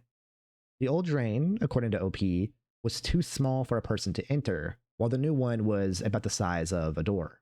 OP even gave a location clue, saying the old storm drain could be seen on Google Maps near the property line between 577 and 567 Pecala Street in Honolulu. So OP's idea was that if someone wanted to excavate or access underground space without making it obvious, an old storm drain could be a convenient place to start. In OP's mind, the storm drain replacement, the demolished warehouse, the removed tanks, and the hot concrete pad all fit together as possible signs of underground access. Then OP mentioned late night concrete work. Said they saw a truck making multiple late night trips over several days, removing broken up, new looking concrete from the neighbor's city trash bins. OP also said the property they lived on and the neighboring property were both leaseholds held by the same person, but not by OP's boss. When another commenter asked if there was any indication of a power source nearby, OP said there were high voltage power lines behind the property that, according to them, did not match the normal city grid. OP claimed these lines were disconnected from the lines feeding the meters on nearby properties. They also claimed the lines went into a steel frame building behind a wealthy neighbor's residence. OP also said there were electrical conduits running from a multi-breaker setup near the meter, and that some of those conduits ran near the Wi-Fi hotspot, even though OP believed they were not supposed to be connected to anything. And that's how OP connected the Wi-Fi mystery to a possible hidden facility. In their mind, the signals suggested electronics. The heat signature suggested active equipment or warm air. The draining hole suggested empty space. The nearby buildings could hide the vents. The storm drain could be access. The late night concrete removal could be concealment. And the odd power lines could explain how this structure underground was being powered. OP also posted photos of the pad and said there were cracks running from the hotspot, while the rest of the 600 to 700 square foot concrete pad did not have similar cracks. In another comment, OP said the signature was about 2.5 square feet. They also said the concrete above the hot point was around 7 inches thick, compared to about 4 inches elsewhere. OP claimed that they even tried to excavate under the pad and got within about 2 feet of the hole they drilled. They said it was hot underneath, almost steaming, like the inside of a compost pile. But they also claimed there was no obvious microbial activity, and that the soil below was red volcanic dirt. So with this in mind, some commenters started to push back just a little bit. One said that the Wi-Fi signals could be fake SSIDs created with special hardware, and the OP would need a directional antenna to accurately locate the source. The same commenter also pointed out that Wi-Fi doesn't easily penetrate reinforced concrete, which made the coming from underground idea questionable, to say the least. Another commenter said that they couldn't think of a legitimate reason for a system to keep generating changing SSIDs, since routers can already hide their network names if the goal is secrecy. And then OP made a rather surprising leap. They said that they had recently connected their old boss to eBay accounts selling faulty hard drives and faulty electronics for strange prices. According to OP, the buyer feedback was bizarrely enthusiastic and included phrases like very happy kids and no fakes. And he never showed exactly how he made this connection. In the Reddit thread, when someone asked for a link, OP pointed people to an eBay seller profile called Cheesy Bay. In another comment, OP said they found it pretty easily through Google. And when someone asked what was strange about it, OP told them to look at the seller feedback, but they didn't provide any kind of document, matching email, business record, or any clear link between his boss and this eBay account. So it's hard to really get anything from this, but still, from OP's perspective, this pattern was suspicious. The account was allegedly selling broken or faulty electronics, including hard drives, at strange prices. The reviews were very positive for items that were advertised as broken, and OP interpreted the feedback as some kind of coded language. Now, an obvious explanation here could be money laundering. Someone could be buying a faulty item, sending money through eBay, and then using refunds or transactions to move money around in a way that looked legitimate.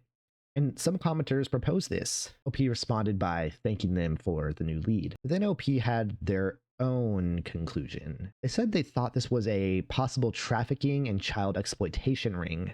From that point, the story kind of got pulled into broader conspiracy theories, especially because of the name Cheesy Bay and the fact that this was happening in 2016. Keep in mind, this was around the time of Pizzagate. Some later users described the alleged chain as something like Cheesy Bay led to a Mr. Potato Head identity, and that identity was linked to a distillery or property in Hawaii, and that property was linked back to the original concrete pad post. But honestly, this connection is hard to follow. I don't really see a clear link between the eBay seller and the boss. OP never provided proof to back up that they were connected in any way. So if anything, it's just a bunch of kind of weird things going on and connecting things that aren't connected to make it feel like a bigger conspiracy than it really is. There absolutely could be something going on with this property, or the story could be fake, or it could be something with a reasonable explanation, right? Or just simple money laundering or an underground bunker, whatever, right? It's not that it can't be connected to some sort of child exploitation ring, and I hope it's not. I hope none of that is happening anywhere. But there's nothing to really suggest that it is. So I feel like OP is being a little paranoid. There's still no confirmed answer to this one. There probably never will be. And I'm not very tech savvy, so I don't know what to think. This one is hard in my head a little bit. I'm a little bit confused. But maybe some of you guys will have some good explanations. Spy husband. This essentially started with a post on r/relationships titled, "I think my husband might be spying on me while on business trips." The post was written by a 26-year-old woman about her 30-year-old husband, Henry. According to OP, they had been together for around 5 years and married for almost 2. Henry's job normally did not involve much traveling, but after a company reorganization, he started going on week-long business trips about once a month. At first, OP didn't think anything was wrong. The trips seemed legitimate. She even helped with his expense reports, so she wasn't immediately suspicious that the trips themselves were fake. The problem was that Henry seemed to know exactly what she was doing while he was gone. The first incident involved one of OP's friends. Friend's dog had died, and OP talked about it during a phone call in her living room. When Henry came home from his business trip, he casually asked how that friend was doing. OP thought that was super strange. As far as she knew, there was no obvious way for him to know what had happened. The friend had deactivated her social media before the dog died, and Henry wasn't close with her. When OP joked by asking if he was watching her, Henry got defensive and said he'd just seen it online. And that could maybe be explained even if the friend in question didn't have social media, like maybe a mutual friend posted about it. But if that was all that happened, there wouldn't be a post about it, right? One night when Henry was out of town, OP went out with some friends. She told Henry she would be home around 12:30, but she ended up coming home early, around 11. And she forgot to text him when she got back. But 20 minutes after she got home, Henry messaged her asking if she was home. Now again, maybe that could be a coincidence. Maybe he guessed, maybe he knew her habits super well, but it did make OP super suspicious, as it would for me, right? As it would for anyone, right? I mean, they're not using Find My iPhone like, most people use these days. Another time, Henry came home early from one of his trips and started asking what she had done that week. He specifically asked whether she had anyone over. OP said no. And Henry started acting like he thought she was lying or that he didn't believe her. But then OP mentioned that her brother had stopped by to drop off photo albums of their late father. Her brother had not come inside. They'd only talked briefly on the front porch with the front door open. When she said that, Henry seemed to suddenly relax, almost like something had clicked. So to OP, that signaled maybe he'd heard a male voice in the house or near the house and assumed she'd had another man over, which of course leads to the question, how could he have heard that? At that point, OP started thinking he might have hidden some kind of camera, microphone, or listening device somewhere in the house. This theory was very believable because Henry worked in IT. He was super tech savvy, and according to OP, he knew his way around computers and strange devices. So commenters started giving her practical advice. They told her to check for hidden cameras, check her computer and phone for spyware, and avoid using devices Henry may have had access to. OP also explained that the suspicious incidents all seemed connected to the main floor of the house. The house had an open concept layout, vaulted ceilings, and hardwood floors, so sound carried very easily. There was a microphone somewhere, it might not need to be in every room. Then OP tried to investigate. One day, Henry was supposed to be away at his mother's house for several hours. OP started walking around the house, pretending to casually knock things over so she could inspect them, just in case Henry was watching. But while she was doing that, Henry called. He just asked, "What are you doing?" OP gave him a vague answer, and then he said he was leaving soon and would be home in about 20 minutes, even though he was supposed to be gone for at least 3 more hours. Now, OP didn't want to confront him directly. The one time she jokingly brought up the idea of him watching her, he got angry and defensive. So if he really was spying on her, she was worried about how he would react if she accused him. Then the story just stops. OP left a few comments saying she was okay, that she was busy with work, and that she planned on getting to the bottom of everything soon. But as far as I can find, there was never a real update. Hopefully everything is okay. If everything she says is completely accurate, I think it's pretty obvious that he's doing some sort of surveillance on her. That being said, all I can hope is that maybe this was just strange coincidences, and maybe she understood something wrong, or whatever, right? I don't know. Hope her husband isn't stalking her, but honestly, it seems like he is. Film reel in a condom. This entry comes from an old Ask Reddit thread posted by pictures_123 titled, "Found a used roll of 35mm film inside a condom wedged behind a public toilet in a bad part of a big city. What do?" And the title's pretty much the whole story. According to OP, they were using a public bathroom when they noticed something wedged between a pipe and a tile behind the toilet. When they pulled it out, and I can't imagine why he would pull something like this out, it was a roll of exposed black and white 35mm film inside of a condom, which is just so weird. If you find that, you're gonna immediately assume that something is going on. Putting film inside a condom and then hiding it behind a toilet is so strange.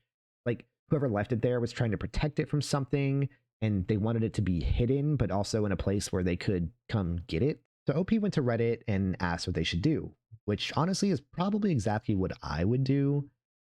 Well, I wouldn't have pulled it out from behind a toilet, but if I did, I probably would do the same thing, because what you can't really walk into a store and get it developed, because of course they're going to assume it's yours. And how do you explain what's on it? I mean, there can't be anything good on it, right? At the very least, it's something that whoever made it doesn't want anyone else to see. But yeah, people started speculating. Maybe it was nothing. Maybe it was just someone hiding random photos. Maybe it was some kind of art project. Maybe it was literally just trash and someone was just being a little bit weird and they said, okay, I'm going to put this in a condom and put it back here instead of throwing it away. I don't know. Some people told OP do not take it to a normal drugstore photo counter. Some people told them to do exactly that. Others suggested finding someone private who had darkroom experience, especially because this was black and white film. But unfortunately, OP never came back to update, so we will probably never have any idea what was on that film. Damn hippies. This refers to a r/let's not meet post titled "My Encounter on a Hare Krishna Farm." The post was written by user I Ain't No Tadpole, and it starts with OP explaining that after graduating high school, they really didn't know what they wanted to do with their life. They didn't want to go to college, they didn't want to join the military, so they signed up for WWOOF, which is basically a program where people work on organic farms in exchange for food and housing. Now, the farm was a part of a larger religious community. According to OP, there were Indian families connected to the temple, older hippies who had been there for years, and younger hipster-type people coming and going. Unfortunately, OP's car broke down not long after they arrived, which meant they were now stuck on the farm, 20 miles from the nearest town, surrounded by people they didn't really know. Then a man named Michael showed up. At first, OP actually liked Michael. They were both from Texas, and compared to a lot of people on the farm, Michael was easier to talk to. He was strange, but in the beginning it seemed like the manageable kind of strange. The kind that you like being around, at least a little bit. Other people on the farm did warn OP about him. They said Michael was unstable, lazy, and spent most of his time doing yoga instead of actually working. But OP still ended up becoming friendly with him.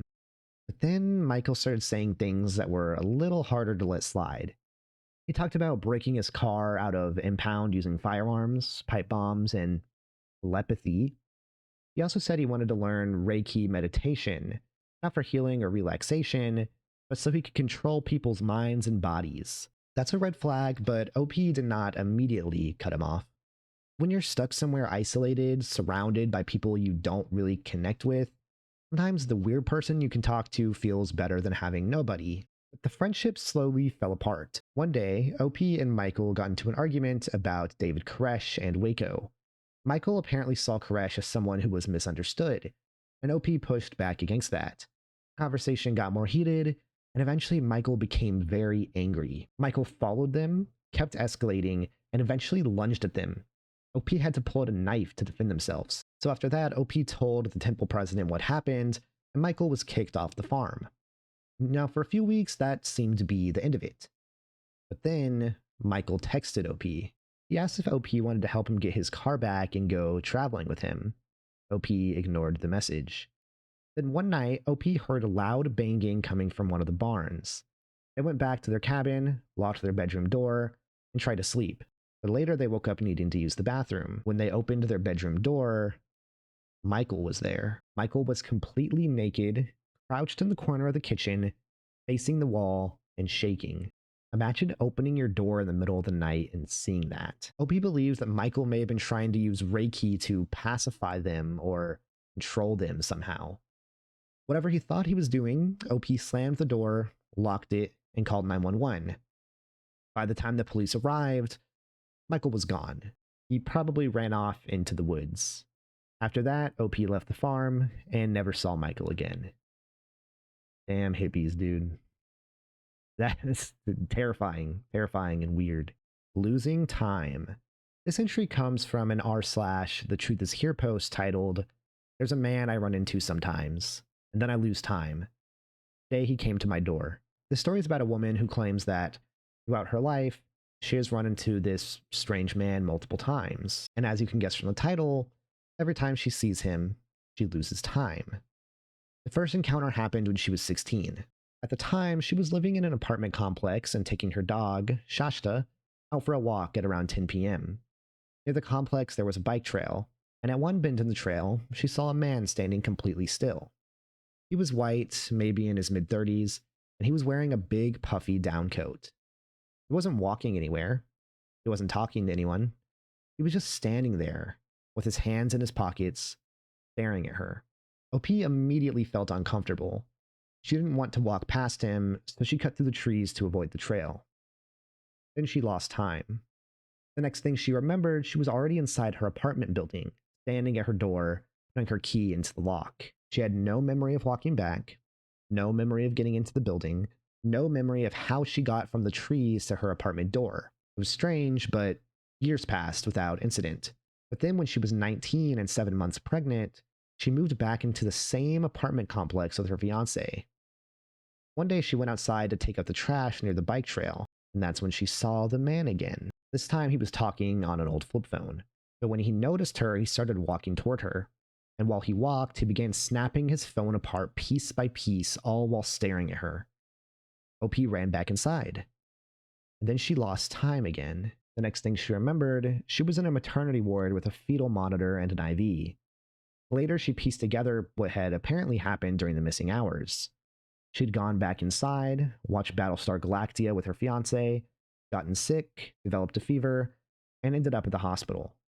But she didn't remember any of it. She was only able to piece it together by what other people told her. When she got back home, she found pieces of the broken phone in the parking lot. She believed it was a Nokia 6085, or at least something similar. Months later, after she had her baby, third encounter happened. Someone knocked on her apartment door at around 8 in the morning. Her dog started growling, which was very unusual, but still, OP opened the door without checking the peephole. And the man in the down coat was standing outside. I remember thinking it was strange she was still wearing the coat because the weather was warm. Then she lost time again. When she came back to herself, she was sitting at the kitchen table. About an hour and a half had passed. The apartment thermostat had been turned up to 90 degrees. She was dressed for work. Her baby was in the crib crying with a leaking diaper, and her dog was whimpering nearby. And there was blood on the floor by the doorway. OP checked on herself, the baby, and the dog, but couldn't find any injuries. Nothing seemed to be missing, and the man was gone. Because this is posted in a subreddit focused on the paranormal, there was, of course, a lot of speculation that this was some kind of supernatural situation, but other people pointed out that it could have been a neurological issue. Maybe OP was having seizures or disassociation. Maybe there was some other medical condition that caused her to black out or form false memories around the episodes, which is super scary. Because imagine if your brain just creates someone and puts them in your vision whenever you're about to have some kind of seizure or episode. It's terrifying whether the man exists or not. Hope OP is okay, and I hope she never has to face that strange man again. Aoki Mom. The Reddit account u/Aoki Mom is believed to have belonged to April Bever, the mother in the 2015 Broken Arrow family murders. The unsettling thing about this one is how normal her account was. When you read through the account, it doesn't read like some dark warning sign. It's not a manifesto, it's not a confession, not someone posting violent fantasies or cryptic messages. Just a mom on Reddit. She posts mostly in normal subreddits. Talks about groceries, budgeting, eBay, Christmas gifts, nail polish, Oklahoma, how much she loves her children, and random little pieces of everyday life. In one comment, she talks about having 7 children and living on one income. She says her kids do not do without, and that she would never give up having any of them just so she could have more money. She says they're amazing people and that the world will benefit from having them in it. On its own, that's just a normal parenting comment. Only after you know what happened that it becomes hard to read. On July 22nd of 2015, in Broken Arrow, Oklahoma, 2 of April's sons, Robert and Michael, attacked their family. April and her husband, David, were killed. 3 of their children, Daniel, Christopher, and Victoria, were also killed. 2 daughters survived. One was seriously injured, and the youngest child, a toddler, survived unharmed. According to later reporting and court records, Robert and Michael had planned the attack well in advance. They collected body armor and knives, ordered weapons online, and investigators believe the murders were supposed to be the beginning of something larger. Robert pled guilty, and Michael was eventually convicted of 5 counts of first-degree murder and 1 count of assault and battery with intent to kill. This is just so disturbing to me because, the Reddit account shows what April truly thought about her kids. It was anonymous, right? So she didn't feel the need to lie for anyone. She really just thought that they were such good people just for 2 of them to kill her. Nothing brings me joy. This entry refers to the Reddit account user Redrum Ladissimo or something like that. For years, this user posted artwork to Reddit with almost the exact same title. I am 54 years old, never married, rent a small room, and nothing brings me joy except my art. I am 59 years old, never married, rent a small room, and nothing brings me joy except my art. Then another at 60, and another at 64. Nothing changes from post to post outside of subtle wording variations and the age. The posts are usually numbered too, like an ongoing series. Post number 23, post number 39, gives the whole account this strange feeling of being a long-running project, diary, or cry for help. At first, it's just sad. It's a person sharing artwork, but doing it with a title that feels vulnerable. Not, here's a painting I made, or what do you think of this, or I'm trying to improve. Just a short story about a man who has no joy except for his art. But then there's the username. If you read it backwards, it becomes homicidal murderer. And a lot of people found this to be extremely creepy. Some people even suspect that this man is a murderer, but there's no evidence to suggest that he actually was homicidal. So I think this is just a guy with a creepy username. Honestly, it sounds like something I would have come up with when I was just a little bit younger. You have to read it backwards and it's a redundant name. It's obviously just someone being edgy and silly. I hope the man is doing well. I hope he doesn't get attacked for his username. And I hope his life gets better. I hope he finds joy outside of art, but that he continues his art as well. Hiding place. This entry is a little bit difficult to pin down with 100% certainty, but the strongest match I could come up with is this Ask Reddit post titled, "You have 30 minutes to hide a USB drive in your house. Your house will then be raided by police, detectives, and some FBI agents all searching for the USB. Where do you hide it so that it won't be found?" And I think most people have seen some variation of this, either on Reddit or TikTok or whatever, and it's mostly just a silly hypothetical. At least that's how I've always interpreted it. And in the thread of a post like this, it typically turns into a brainstorming session. People suggest hiding spots, some are stupid, some are funny, some are very elaborate, and some are like genius. Most people treat it like a logic problem, but some people find this disturbing. They point out how suspicious the question is. Why is the FBI coming? Why are they looking for a hard drive? Why do they know the USB exists? Some people started joking that OP had to be asking for a reason, like maybe he was trying to hide something from the police and FBI. Others asked, was the drive ever found? Where'd you end up hiding it? To be clear, I don't think there's any evidence to suggest that these types of questions have ever been connected to a crime. There's no update where OP says it worked or the police showed up and they found it. Damn it, why'd I take Reddit's advice? No, probably just a random thought experiment. Honestly, I don't think this should have been on the iceberg, but it is kind of fun from a hypothetical standpoint. But from some people's perspective, a thread like this turns into thousands of people helping someone hide evidence from a federal search. Probably nothing, but it could be a terrifying criminal asking for advice and receiving tons of it. OP tortures his balls to prove a point. This entry comes from a 2018 r/WTF post titled, I found a homemade electric chair while exploring an abandoned building in Croatia. The post itself was exactly what it sounds like. Someone found what appeared to be a homemade electric chair inside an abandoned building, and naturally, the comments started arguing about whether the device could actually hurt someone. Eventually, the conversation turned into an argument about car batteries. In movies, TV shows, and probably like half the torture scenes ever written, people act like attaching a car battery to someone is this guaranteed way to shock them and that it's some torturous pain. But some commenters started saying, guys, that's not how electricity works. Then one user, Admiral Awesome, pushed back. He basically told people that if they were so sure a car battery could not hurt them, they should try connecting it to their nipples or genitals for a minute or two, and then say that again. That's a pretty funny thing to say in an argument, and you can imagine that in most scenarios, it would have ended there. But another user, Anon72C, actually accepted the challenge. He didn't have a car battery nearby because it was 3 in the morning, but he did have a laboratory power supply. So he set it up to approximate the voltage of a car battery.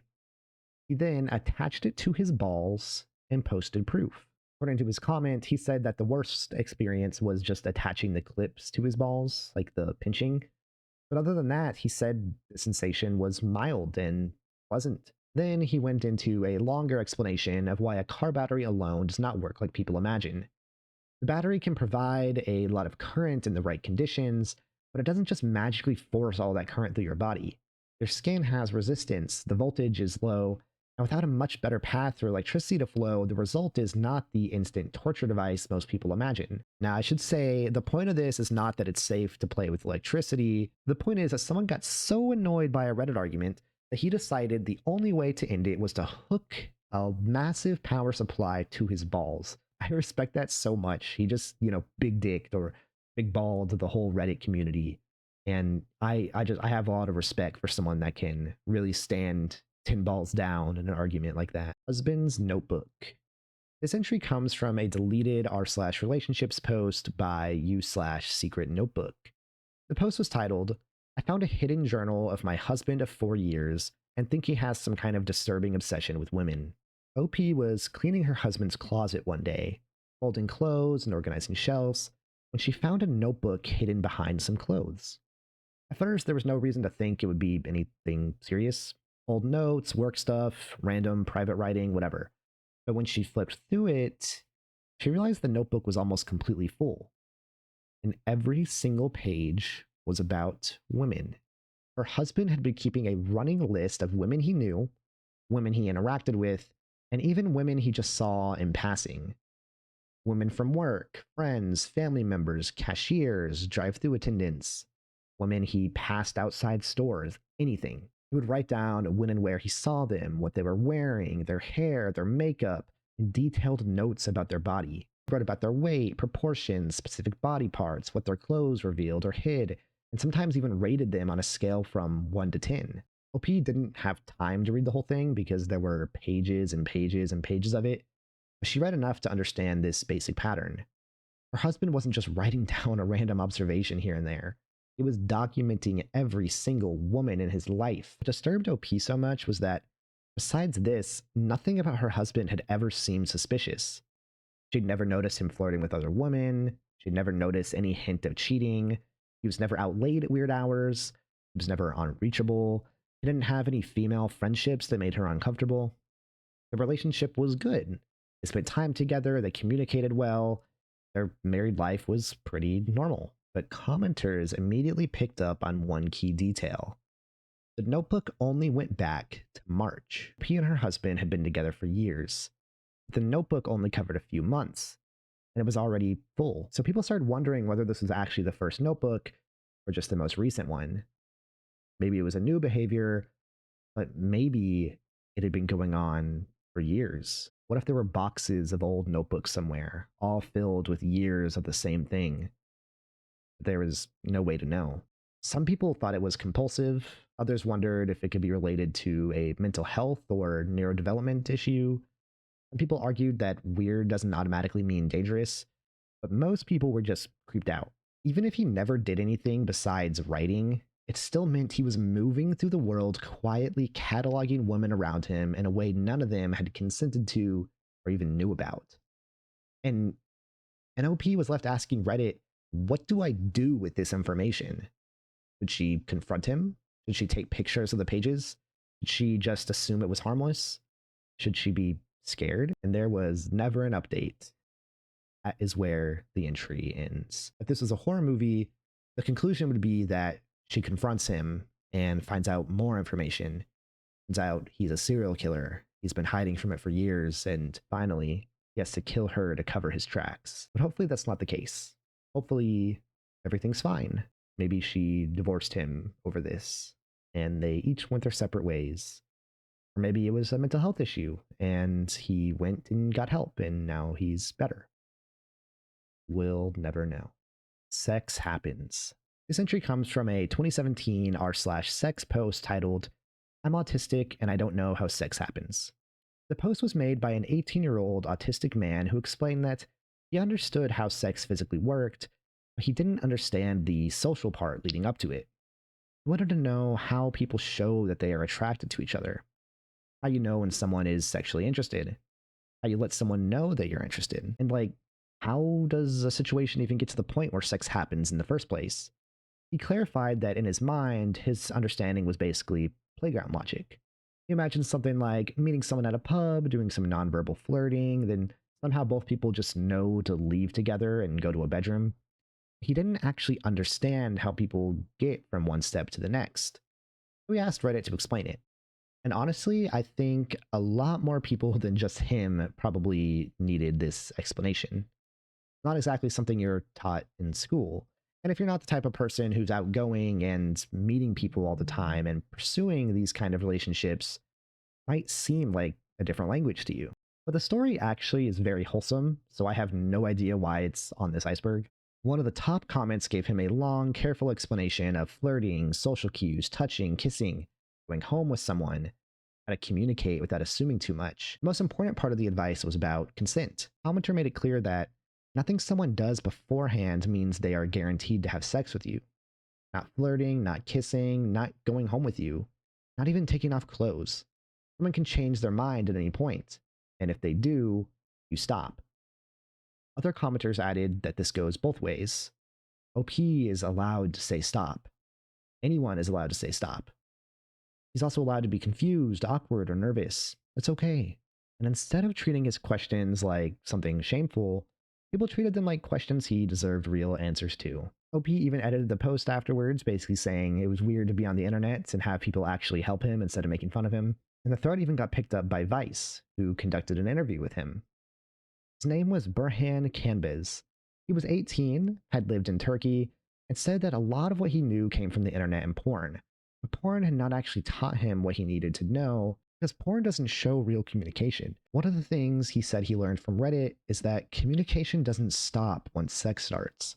People can still talk. They can say what they like, what they don't like, whether they want to stop, whether something feels okay. Which sounds obvious once you say it out loud, but a lot of people were never really taught that. So this is just an 18-year-old kid asking how sex works, and hundreds of strangers decided to help. Not exactly tier 7 Disturbing Iceberg worthy, but maybe it was just a fun little wholesome break. Hope you guys enjoyed that. Maybe things will just be great from here on out. Cockroach. This entry refers to one of the most infamous TIFU posts ever made. I guess I spent more time on Today I Fucked Up as a high schooler than I thought, because I've read this one a long time ago, and it's hilarious, and I've thought about it so many times since then. The original post was titled, Today I fucked up by admitting to my girlfriend that I pretend she is a giant cockroach when we have sex. It's a pretty short story, so I'll go ahead and read the whole thing. Here we go. Ever since I was a teenager, I've had very intense fantasies about having sex with a giant roach. It started in 9th or 10th grade when we read The Metamorphosis by Franz Kafka. As I started to think more and more about the roach creature that the character had become, I started to imagine what it would be like if a woman turned into a roach instead. I found this idea very arousing. I would not be repulsed or frightened of her, as the characters in the story are. I would take care of her. Then my thoughts started to get sexual with the character. Eventually, I sort of dropped the bit about her having been a human woman first. I kind of imagined this fictionalized roach species. They are giant roaches the size of a person and have complete intelligence. Kind of over time conjured up an imaginary friend of sorts. She was one of these roaches and her name was Agtha. I would fantasize about her often. Whenever I masturbated, I'd be imagining elaborate scenarios of me and Agtha making love. When I started to have actual sex, I found I could not form if I wasn't thinking of Agtha. So basically, now, anytime I have sex with a woman, I'm pretending that she is actually Agtha, not just think about Agtha. I concentrate intently to visualize that I actually am doing Agtha. I don't want to think about the girl at all. There was only Agtha. Of course, this sex can never be as exciting as my fully imaginary sessions with Agtha. There are things that her multiple appendages and antennae allow for that a human woman can never match. So anyways, I've been in a relationship with my girlfriend for about a year.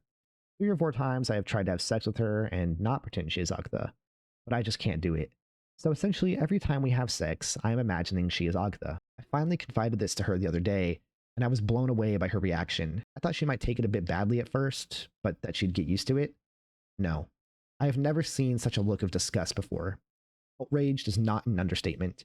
She's not even returning my texts now. I'm afraid she is actually going to break up with me, and also that is going to tell people about Agtha. I don't know how I will face anyone. This is going to sound silly, but I also feel guilty about feeling shame, as if Agtha will be saddened by this, even though I know she is imaginary. I just don't know what to do at this point. Oh my god. I feel terrible for OP's girlfriend, because like, how could you cope with this? For normal people, or normal-ish people, a cockroach is like the most disgusting thing you can imagine.